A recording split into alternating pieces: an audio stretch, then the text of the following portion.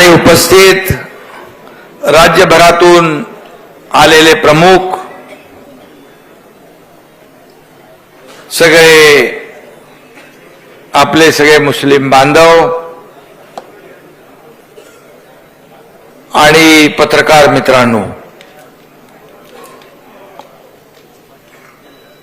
मी सगळ्यांचंच मनापासून स्वागत करतो. सईद खानचं मनापासून अभिनंदन करतो.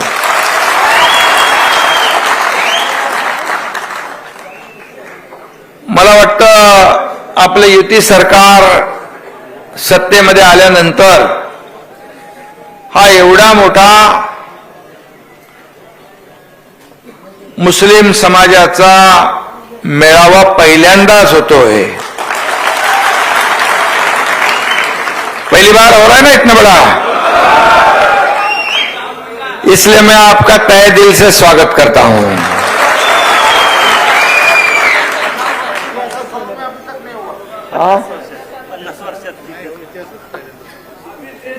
मैंने कहा है कि पहली बार इतिहास में इतना बड़ा मुस्लिम समाज का सभी प्रमुख लोग हैं. एक सईद खान बहुत ही मेहनती युवा नेता है अपना, और वो समाज के लिए कुछ ना कुछ करते रहता है.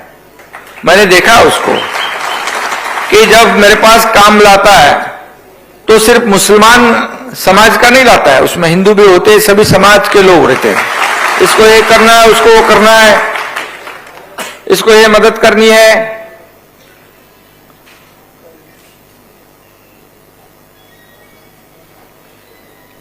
आणि म्हणून राज्यभरातून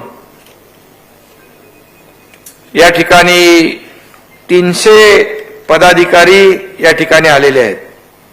त्याच्यामध्ये नाही नगराध्यक्ष सचिन कुठे, सचिन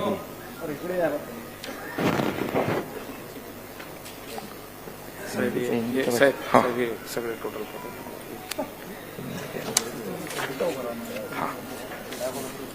नगराध्यक्ष, उपनगराध्यक्ष, नगरसेवक 210, नगराध्यक्ष आणि उपनगराध्यक्ष 20, 14, पंचायत समिति सदस्य 8, वकील कितने हैं? 72. अभी तो फिर अपने को वकील की फौज मिल गई है. 72 डॉक्टर 118. अभी अपने को हेल्थ की कोई चिंता नहीं है. विविध पक्षाचे पदाधिकारी आहेत, कार्यकर्ते आहेत, फार्मासिस्ट आहे, सरपंच, उपसरपंच, ग्रामपंचायत सदस्य, इंजिनियर भी है. अभी तो क्या सब म्हणजे आपला अष्टपैलू खेळाडू आहे हा.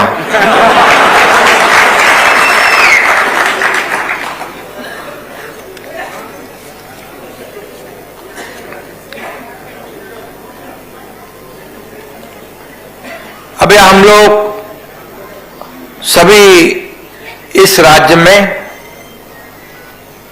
साथ में रहते हैं, और कुछ लोग ऐसे अपने को एक हमारे बीच में एक डर पैदा करने की कोशिश करते हैं, कांग्रेस वाले, कि शिवसेना मुसलमानों के खिलाफ है. लेकिन हम नजदीक नहीं आते तब तक कैसे जान पाएंगे एक दूसरे को.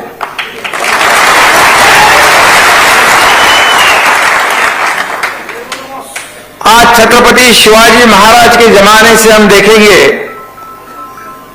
तो उनके प्रमुख, अभी किसी ने यहां पर उनका उल्लेख किया था कि नौसेना की कमान जिसने संभाली थी वो उनका नाम था सिद्धि संभल.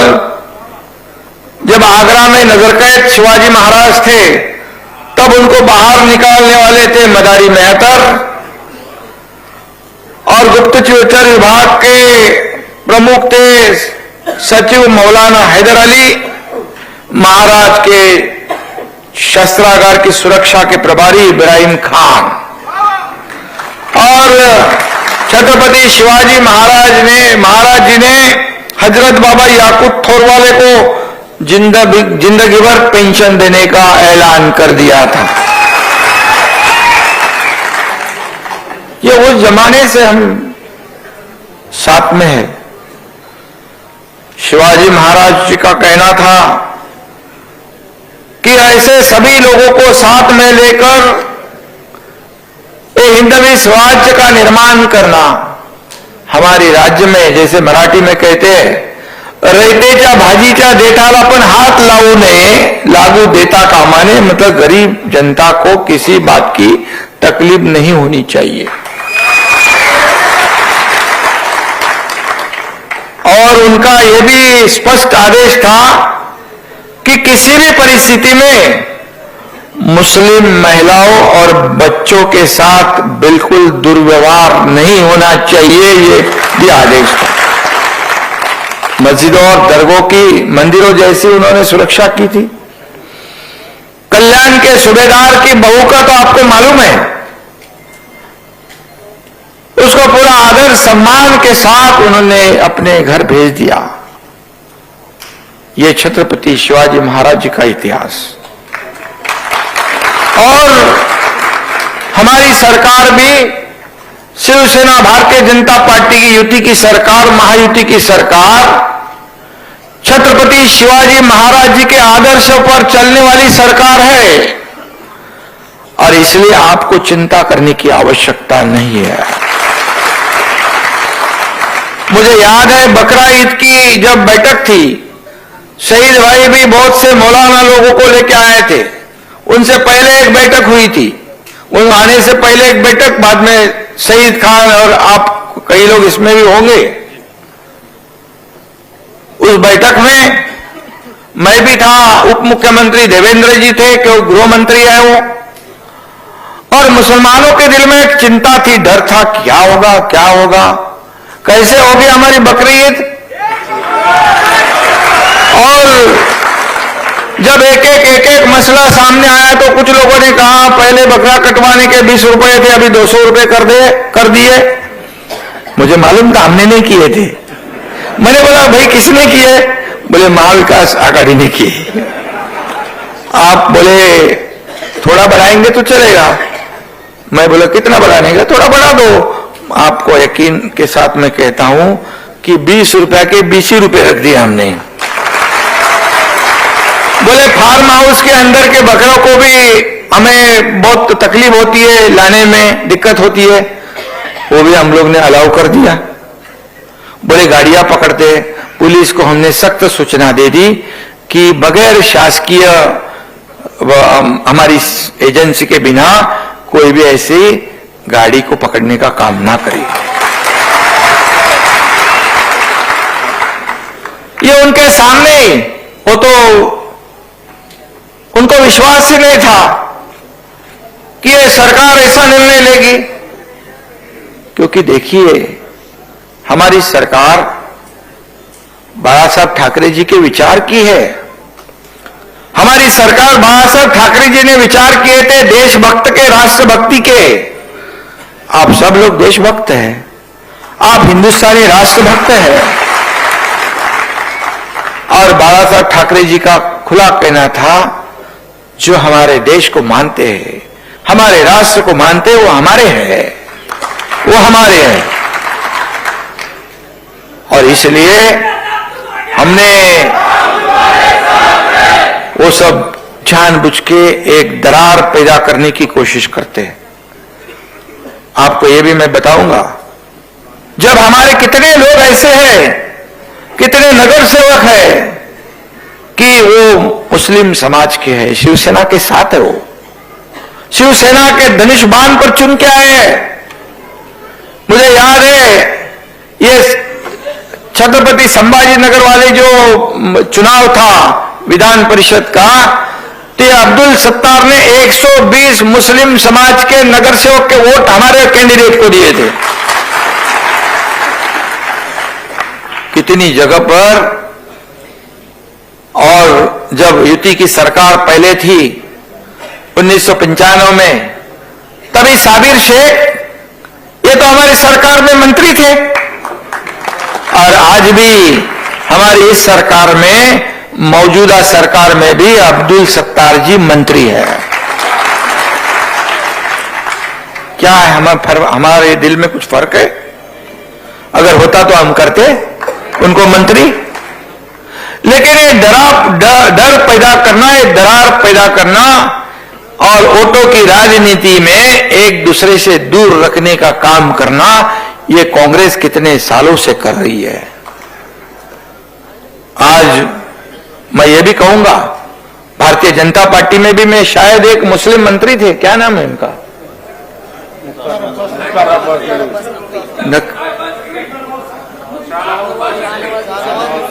शाहनवाज हुसैन मुझे अभी मिले थे, दोनों थे, और उन्होंने भी मुझे पूछा कैसे हालचाल। मैं बोला यहां पर ठीक है। शाहनवाज हुसैन आए थे, मुझे मिल रहे, उनको बोला यहां सब अमन है, शांति है, कुछ भी ऐसा किसी के साथ ज्यादती नहीं होगी, क्योंकि हम इस राज्य में अमन और शांति बनाए रखने का काम करने वाले हैं। क्योंकि गणपति उत्सव में भी मैं देखता हूं आपके लोग मिल जाते हैं, उसके साथ में आ जाते हैं, नवरात्रि में आते हैं, हमारे लोग रमजान में जाते हैं, साथ में मिलते हैं। और आपने एक छुट्टी 28 तारीख को 29 तारीख को मांगी, वो भी सरकार ने मंजूर कर दी।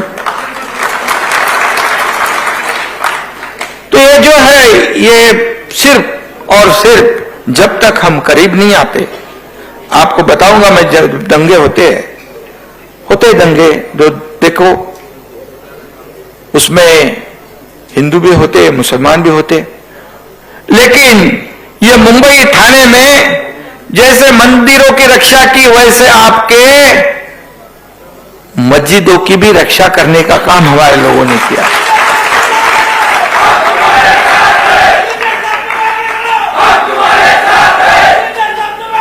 आपका एक खाली सिर्फ एक मसला, एक जो ऐसी घटना जब हुई थी बहुत पहले, जब मैं थाने में नगर सेवक और सभागृह का नेता था, लीडर ऑफ हाउस कॉर्पोरेशन का, और मुझे याद है इंदिरा नगर, वो भी मुझे नाम याद है, मेरे कॉन्स्टिट्यूंसी के अंदर है, वहां कब्रिस्तान नहीं था, एक ही छोटा सा कब्रिस्तान था, और बार बार गए 25 साल की मांग थी, MIDC की जगह थी, और बोले हर साल इलेक्शन आने के बाद उनको आश्वासन मिलता था इलेक्शन के बाद बनाएंगे। ऐसे 20-25 साल निकल गए। मैं जब वहां का कॉर्पोरेशन का नेता बन गया, तब मुझे याद है उसका अभी भी, कि वहां पर दादू मियां थे, उनका लड़का अभी भी है, उसको मैंने आज हज कमेटी में लिया है। क्या नाम होते थे दादू मियां? थे बबलू शेख। दादू मियां ने कहा, सिंधे साहब ये 25 साल से हम मांग कर रहे हैं, हर एक तो आया है, जन्म तो जाना ही है, तो लेकिन जाते वक्त तो सुकून से तो जाना चाहिए। तो मैंने कहा भैया जगह किधर है? बोले है जगह यहां पर, और पहाड़ के बाजू में जगह थी, उबड़ खाबड़ सब छोटे मोटे पहाड़ थे। मैंने बोला ठीक है, आपको यकीन उसके साथ मैं कहता हूं कि अभी वो परमिशन बोले बहुत लंबा चौड़ा सिस्टम हो जाती है। अभी मेरा काम करने का तरीका आपको मालूम है, होगा तो फटाक से कर देता है, नहीं होगा तो बोले जाओ। मैंने लगा दिए, दूसरे दिन 2-4 JCB डंबो वो बुलडोजर लगा दिए, वो जमीन सफाई कर डाली, तार का कंपाउंड मार दिया, बोले चालू कर दो यहां पर।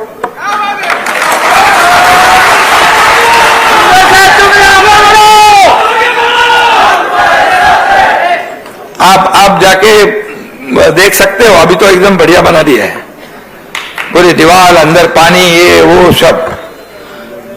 क्योंकि जाना तो सबको, हिंदू को भी जाना है, मुसलमान को भी जाना ही है।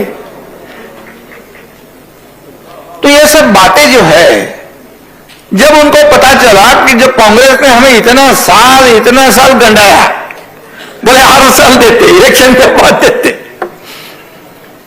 क्या कोई बड़ी बात थी?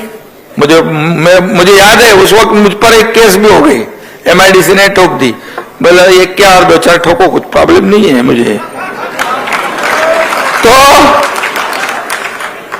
और ये सब बातें जो है मैं इसीलिए बता रहा हूं क्योंकि हमारे बीच में बहुत ही जो ऐसे दरारें पैदा करने की कोशिश करते हैं।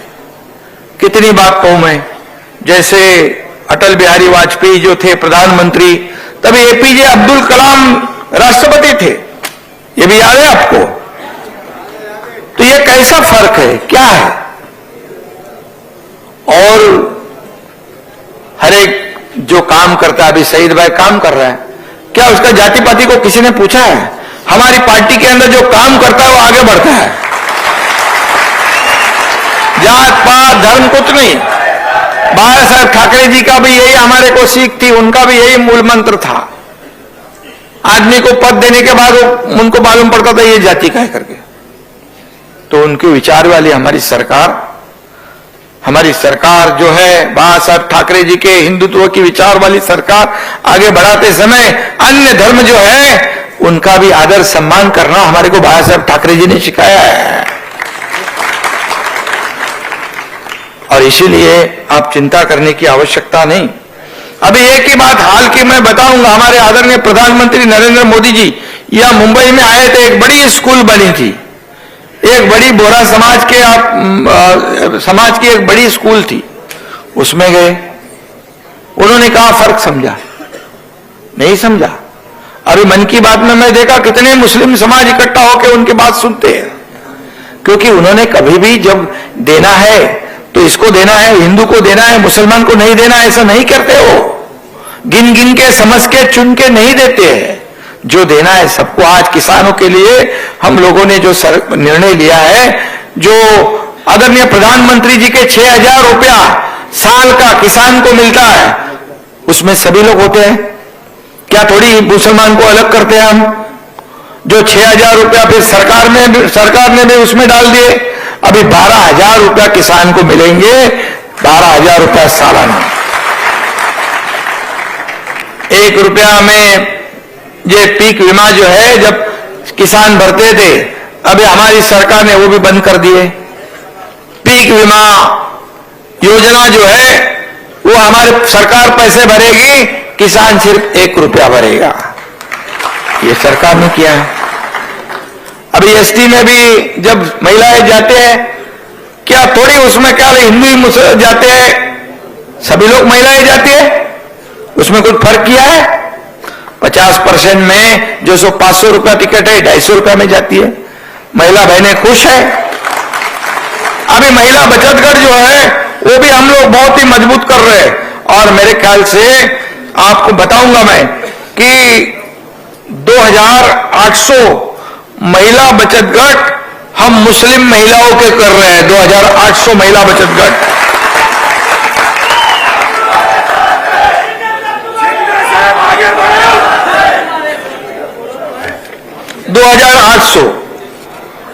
और आपने कहा कि वो शिष्यवृत्ति मैंने सब लाया, हम लोग ने क्या क्या किया है। शिष्यवृत्ति का ये जो राशि थी उसको बढ़ाकर हमने 50,000 रुपया किया है, 50,000 रुपया। उसके साथ ही जो अल्पसंख्यक समुदाय जो है उसके विकास के लिए ग्रामीण क्षेत्रों में 100 करोड़ और शहरी जो अर्बन क्षेत्र है उसके लिए 100 करोड़ का प्रावधान हमारी सरकार ने किया है। डॉक्टर जाकिर हुसैन मदरसा आधुनिकीकरण योजना के तहत पात्र मदरसों को सालाना 2 लाख रुपए की सब्सिडी देने का निर्णय भी हमारी सरकार ने लिया। इस साल बजट में कुल 15 करोड़ की राशि है, और सब्सिडी को बढ़ाने पर सब्सिडी बढ़ाने का भी निर्णय हमारी सरकार ले रही है। 15 जिलों में अल्पसंख्यक महिलाओं के मैंने कहा कि 2,800 नए जो बचत गट है वो हमारी सरकार कर रही है। क्या किधर फर्क है? उसके बाद ये जो महाराष्ट्र में 7% जो रेट से वक्फ बोर्ड को जो फंड के लिए संस्थाओं से शुल्क लगाने का निर्णय भी लिया है हमारी सरकार ने, उसमें भी कुछ शहीद ने मुझे कहा है, कुछ बातें हैं उसमें, वो भी हम निश्चित रूप से करेंगे, बिल्कुल करेंगे। वक्फ बोर्ड में 10-15 साल से जो भर्ती रुकी है प्रक्रिया, उसे भी हम भर्ती की जो प्रक्रिया है वो शुरू करेंगे, उसमें हमारे लोगों को फायदा होगा। और इसमें मौलाना आजाद कमेटी में कार्यरत सदस्यों को भी कुछ करने का है ना? यस सर, बदलने का है ना? क्या करने का है? वो भी विचाराधीन है, निश्चित रूप से उसमें अच्छा काम करेंगे हम लोग। और उसके बाद कई ऐसी योजनाएं हम लोगों ने की, कौशल्य विकास, स्किल डेवलपमेंट, मुस्लिम समुदाय में कौशल्य विकास करने के लिए जो उसको भी नौकरी चाहिए, उन्हें अच्छा रोजगार मिले, इसलिए हमारी कोशिश जारी है। सरकार उसके ऊपर भी काम कर रही है। रत्नागिरी, सिंधुदुर्ग और सतारा में नए वक्फ बोर्ड के कार्यालय भी हम लोग शुरू कर रहे हैं और ऐसी सब जगह हम लोग करेंगे। मौलाना आजाद आर्थिक विकास निगम के माध्यम से लाभार्थियों जो है उनको लोन के रूप में वित्तीय सहायता प्रदान करने का भी निर्णय लिया है, वो भी प्रगति पथ पर है। जो हमारे जो लोग हैं, जैसे तरुण लोग हैं जो बेरोजगार है, उनको जो योजना लागू है वही योजना हमारे अल्पसंख्यक जो तरुण जो है उनको भी मिलनी चाहिए। ये भी यहाँ पर कोशिश हमारी है। और इसलिए मैं एक ही बात कहूंगा आपको, देखिए जब हम नजदीक आते हैं, कितने लोग मेरे कार्यकर्ता लोग हैं, मेरे रोजाना मेरे साथ में उठने बैठने वाले लोग हैं। मैं कभी बताता नहीं, लेकिन आपको मैं आज ये भी बात बताऊंगा कि मेरे घर में जो मेरे साथ में रहता है, मेरे जैसे हम लोग उसको मेरे बच्चे के जैसा ट्रीट करते हैं, वो एक उसका नाम भी आदिल है, आदिल। हाँ, मेरे साथ इतने सालों से एक रफीक नाम का ड्राइवर, नहीं ड्राइवर तो उसको, लेकिन हमारे बेटे बच्चे के जैसा ही उसको हम लोग समझते हैं। तो कैसे हमारे घर में रहते हैं, ये सब बोलने वाली बात है। और इसलिए अभी सईद खान तो साथ में आ गया है, बहुत ही होनहार है, बहुत होशियार है। और दूसरी बात मैं ये भी कहूंगा, मुझे अभी मंगेश चिवटे ने कागज दिया है, 1 साल में हम लोगों ने 10-11 हजार लोगों को 10-11 हजार लोगों को हमारी मुख्यमंत्री सहायता निधि में से पैसे दिए हैं। उसमें से 1000 से ज्यादा मुस्लिम समाज के लोग हैं। कोल्हापुर में मैं जब गया था शासन आपल्या दारी इस कार्यक्रम में, तब एक हमारी बहन आई थी एक छोटे बच्चे को लेके, मुझे नहीं मालूम क्यों आई है। बोले ये मैं बोला क्या हुआ? बोले इसको जब बीमार थी तब आपने मुख्यमंत्री सहायता निधि से 1 लाख रुपए दिए थे और इसकी जान बच गई, और इसका नाम मैंने रखा है दुआ। वो बेटी का नाम दुआ रखा है उसने। और कितने ऐसे हैं कि हमारे श्रीकांत शिंदे का फाउंडेशन, वो क्या नाम, गुलाम, और उसको जो हाथ भी नहीं था, पैर भी नहीं था, आर्टिफिशियल, उसको 8 साल का बच्चा, उसको पूरा चलने का काम करा दिया हम लोगों ने, अभी पैर पे चल रहा है। हम लोग देखते थोड़ी है क्या ये हिंदू है क्या मुसलमान है, ये इंसान है।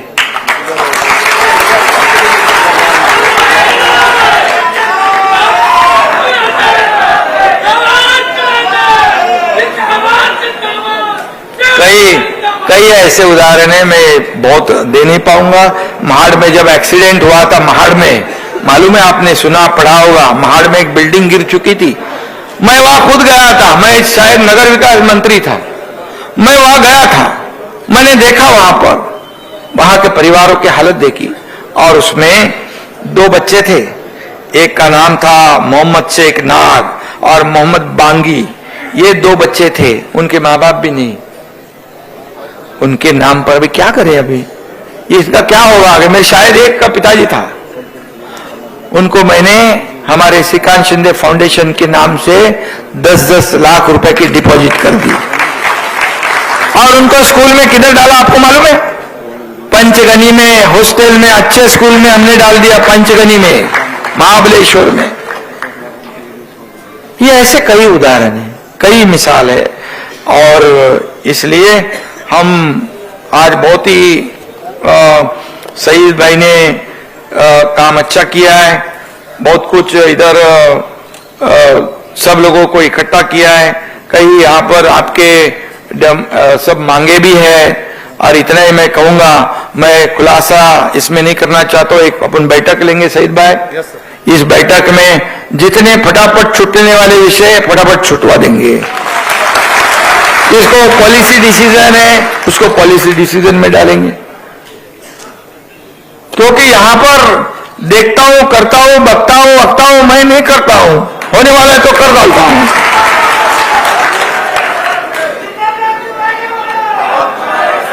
पहले की सरकार को भी आपने देखा है, पहले की सरकार भी देखा है, सब घर में बैठे थे। अभी एकनाथ शिंदे ने सबको बाहर निकाल दिया है, घूम रहे, सब जगह जा रहे, सब जगह जा रहे। किसका कमर का पट्टा निकला, किसका गले का पट्टा निकल गया, सब निकल गया। अच्छा आज सब निकल जाते पट्टे। हाँ, आज सब पट्टे निकल जाते, सब अच्छा है। तो इसमें क्या है, एक ही बात मैं कहूंगा कि हम सब देखो, हमारे देशभक्त लोग सब है, राष्ट्रभक्त लोग है। और एक ही बात मैं कहूंगा, इसमें देखिए, हमारे देश को, हमारे देश के प्रति हमें भी गर्व है, आपको भी गर्व है, बराबर। हमारा देश एक महान देश है।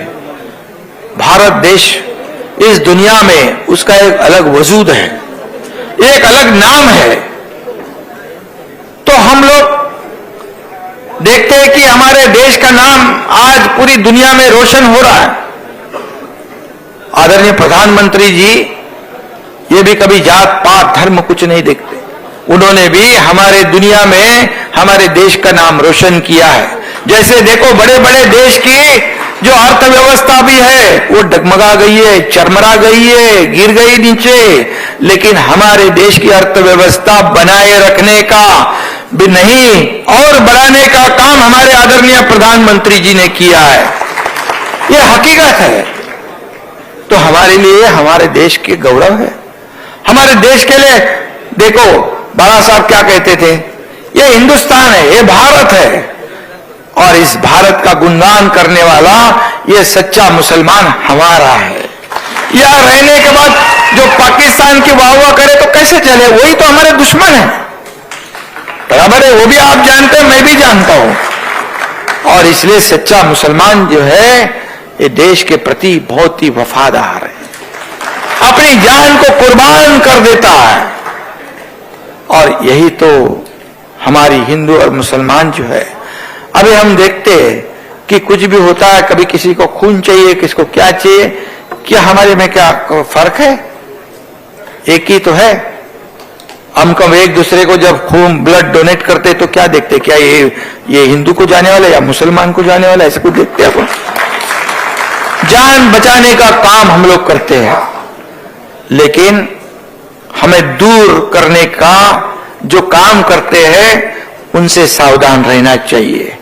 वो लोग हमेशा चाहते हैं मुसलमान गरीब रहे, मुसलमान सिर्फ मांगने की हालत में नहीं रहे, देने की हालत में कभी ना रहे। ऐसी कोशिश कांग्रेस ने हमेशा की हुई है, लेकिन हमारी सरकार ऐसी नहीं है। हमारी सरकार सबको साथ में लेकर आगे बढ़ने वाली सरकार है। और इसलिए आप भरोसा रखिए, चिंता मत करो।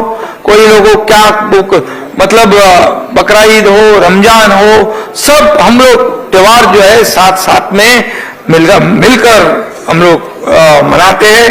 और ऐसा ही अभी भी हुआ, मेरे ख्याल से आषाढ़ी एकादशी भी उस दिन थी ना, आषाढ़ी एकादशी। तो मैंने तो देखा कितने लोगों ने दूसरे दिन बकरे काटे, ये भी बात हुई है, ये भी मिसाल है। और इसलिए आज हम लोग जब साथ में काम करते हैं, ये परभणी काय रे बाबा, हे काय सोनपेठला 50 लाख रुपये दिले, 5 अल्पसंख्याक सेफ्टी टँक मध्ये मरले होते, हाँ। त्यांच्या अंत्यविधीचे अगोदर पैसे दिले होते। परभणी में 5 लोग अपने जो समाज के थे, क्या हाँ, अल्पसंख्यक समाज, अल्पसंख्यक समाज के लोग थे, तुरंत 50 लाख रुपए हमारी सरकार ने उनको दे दी। उनके देखिए, हम जान तो नहीं वापस ला सकते, लेकिन उनके परिवार को मदद तो कर सकते हैं। वो फाइल बनाओ, फिर घूमते रहो, फिर उसके परिवार वाले आएंगे, 1 साल जाएगा, 2 साल जाएगा, परिवार वाले कंटाल जाते और छोड़ देते। ऐसा हमारा नहीं है। लाओ फटाक से एक मैं आपको एग्जांपल देता हूं। एक पालघर से एक आदमी आया था, उसका नाम राजेश का कुछ तो था। उसका दोनों संदेश, उसके दोनों हाथ नहीं थे और एक पैर को शायद एक पैर भी थोड़ा कट गया था। मैं बोला ये जन्म से होगा। उसके पिताजी उसको व्हील चेयर पे लेके आए थे। मैं बोला क्या हुआ है इनको? मैंने उनसे पूछा, बोले इसको इलेक्ट्रिक शॉक लग गया, उसके दोनों हाथ गए। एकदम नौजवान बेचारे पिताजी के आंखों में आंसू थे। मैं बोला क्या चाहते हो? बोले वो जो कंपनी में एक्सीडेंट हुआ है, उस कंपनी के मालिक को बोले तो उसको हमारे को पैसे मिले। ऐसी उसकी बेचारे की दरखास्त थी। मैंने हमारे अधिकारी को बुलाया, भैया आ जाओ और आते समय चेक बुक लेके आओ। और मैंने कहा तुरंत उसको, बोले साइन करो। बोले कागजात बिक जाए। अरे कागजात बाद में बनाते रहो, उसको 5 लाख का चेक दो पहले। ये मंत्रालय में आने के बाद वो उसने जाके पत्रकारों को भी बताया। बोले ऐसा कौन सा मुख्यमंत्री है, ये सब पहले पैसे दे दो, उसके हाथ में बाद में देखते हैं सब कुछ।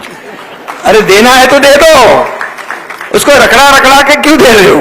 याला भी अंत्यविधीच्या अगोदर पैसे दिले सर। हाँ, याला भी अंत्यविधीच्या अगोदर पैसे। अंतिम विधि होने से पहले 50 लाख रुपए उनके घर पहुंच गए।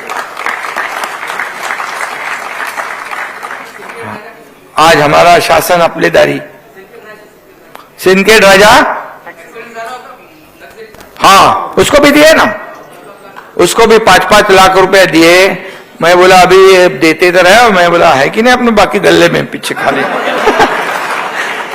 लेकिन आपके दुआ से, आपके सबके आशीर्वाद से बराबर आ रहा है, कोई चिंता नहीं है। जितना बांटोगे उतना आते रहेगा।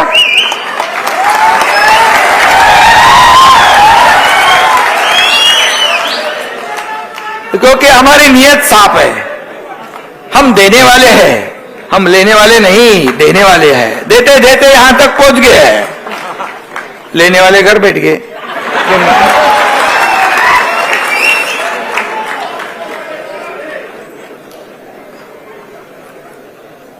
अभी घूम रहे हैं, सबको घुमा नहीं दिए, सबको मैंने घुमाने को लगा दिया है। घूमना तो चाहिए सब लोग। हाँ, तबीयत के लिए अच्छा है। बोले किसने किया? ये सब लोग बैठे थे, उनको फटाफट घुमा रहे। बोले ये डॉक्टर एकनाथ शिंदे ने किया है। तो मजाक की बात छोड़ो, लेकिन देखिए हम लोग काम करने वाले लोग हैं। मैं एक ही बात कहूंगा, जब हमारी सिर्फ सरकार को 1 साल हुए, 1 साल में जो जितने निर्णय हमारी सरकार ने लिए हुए, मैं और देवेंद्र जी पहले 2 ही जन मंत्री थे, मुख्यमंत्री और उप मुख्यमंत्री दोनों ने शपथ ली हुई थी।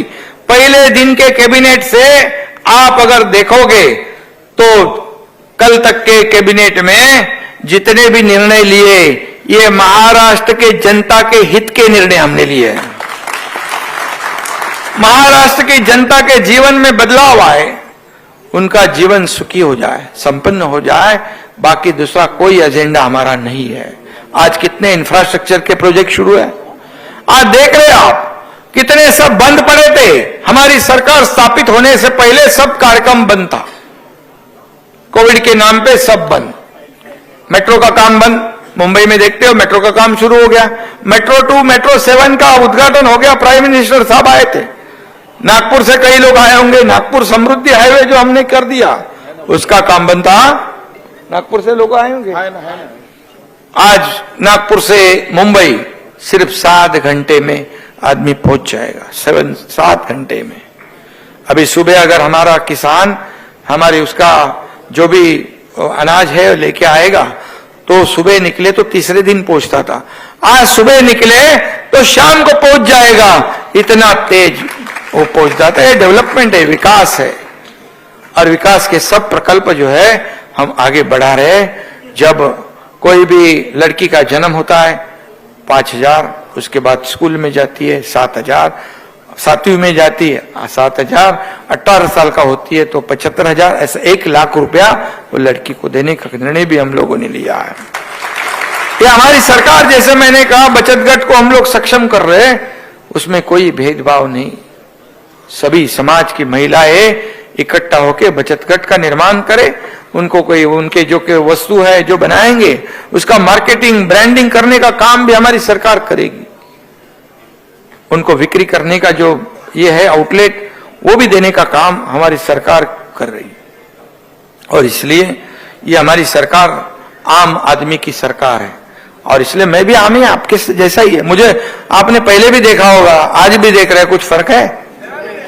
मैं कल भी कार्यकर्ता के रूप में काम कर रहा था, आज भी कार्यकर्ता के रूप में काम कर रहा हूं, और कल भी कार्यकर्ता के रूप में काम करूंगा। हमारा एक ही उद्देश्य है, इस राज्य को आगे बढ़ाना, इस राज्य का सर्वांगीण विकास करना। आपको मैं ये भी बताऊंगा कि हम अपना राज्य, जब देवेंद्र जी मुख्यमंत्री थे तब हमारा ये महाराष्ट्र जो फॉरेन डायरेक्ट इन्वेस्टमेंट, जो विदेश से जो यहां इन्वेस्टमेंट होता है, उसमें पहले नंबर पे था। लेकिन जैसे ही सरकार बदल गई तब गुजरात और कर्नाटक आगे बढ़ गया, हमारा महाराष्ट्र पीछे आया। लेकिन जैसे हमारी सरकार आई, अभी हाल ही में 1 महीने पहले का रिपोर्ट आ गया, फिर महाराष्ट्र नंबर 1 पर पहुंच गया।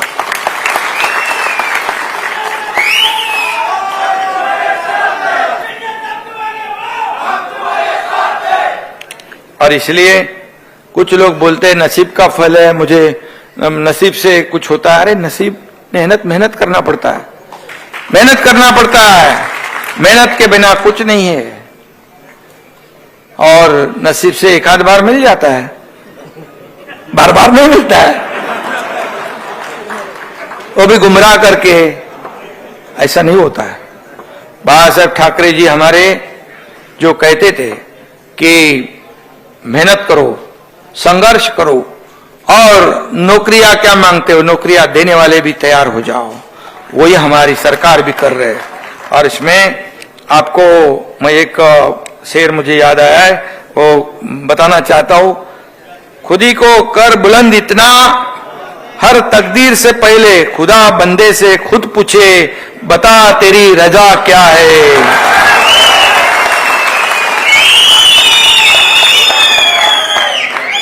हम नसीब के ऊपर नहीं, हमारे मेहनत के ऊपर आगे बढ़ेंगे, मेहनत करेंगे, काम करेंगे, दिन रात मेहनत करके इस राज्य को आगे बढ़ाएंगे, इस राज्य को नंबर 1 बनाएंगे।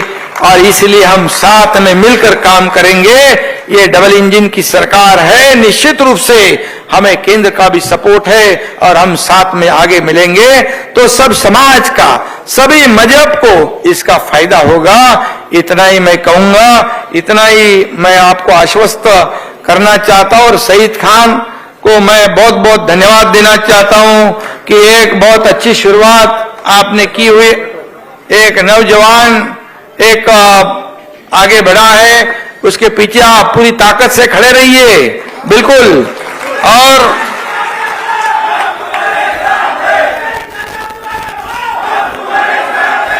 सुख दुख में शामिल होने का काम हम लोग करेंगे, इतना ही मैं कहूंगा। आज मुझे आपने यहां पर बुलाया है। ये अभी वर्षा जो सरकारी निवास स्थान है, अभी सब लोग वहां जाते हैं, किसी को रोक टोक नहीं। पहले बंद था, अभी खुल गया है, लोगों के लिए खुल गया है। और इसलिए आपको कुछ भी काम हो तो आप शहीद भाई से निश्चित रूप से बताइए। हमारी भावना तय है, बिल्कुल। हमारे तानाजी सावंत जी है, आप बिल्कुल बताइए। और निश्चित रूप से आपको जो भी अड़चन हो, तकलीफ हो, उसमें जरूर आपका साथ हम लोग देंगे। इतना ही मैं कहूंगा। धन्यवाद।